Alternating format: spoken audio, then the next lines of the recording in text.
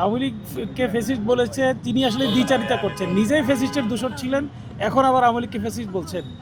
আজকে আমরা প্রথম দিনে সংসদ অধিবেশনে অংশগ্রহণ করেছি, আর ইনফ্যাক্ট এটা আমার জীবনের প্রথম সংসদ অধিবেশন, সেজন্যে এটা অন্যরকম অনুভূতি ছিল।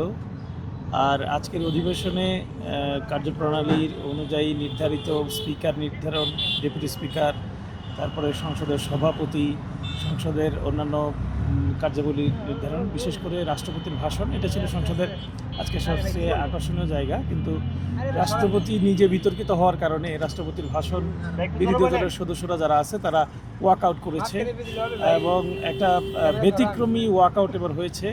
যিনি রাষ্ট্রপতি হিসেবে বক্তব্য দিয়েছেন, তিনি তার বিতর্কের কারণগুলো যারা ওয়াকআউট করেছে তারা সুনির্দিষ্ট করে সেটা একটা পেপারে প্রদর্শন করেছে। আওয়ামী লীগকে ফ্যাসিস্ট বলেছে। হ্যাঁ, আওয়ামী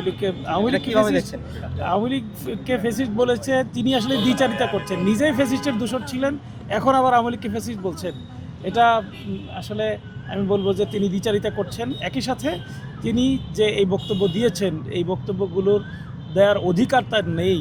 বিরোধী দল হিসেবে বাংলাদেশ জামাত ইসলামী, এনসিপি সহ 11 দলের সংসদ সদস্যরা এটা বলেছে এবং ওয়াকআউট করেছে, এবং কার্যপ্রণালী বিধি অনুযায়ী নির্ধারিত এজেন্ডাগুলো ছিল, এগুলো শেষ হয়েছে।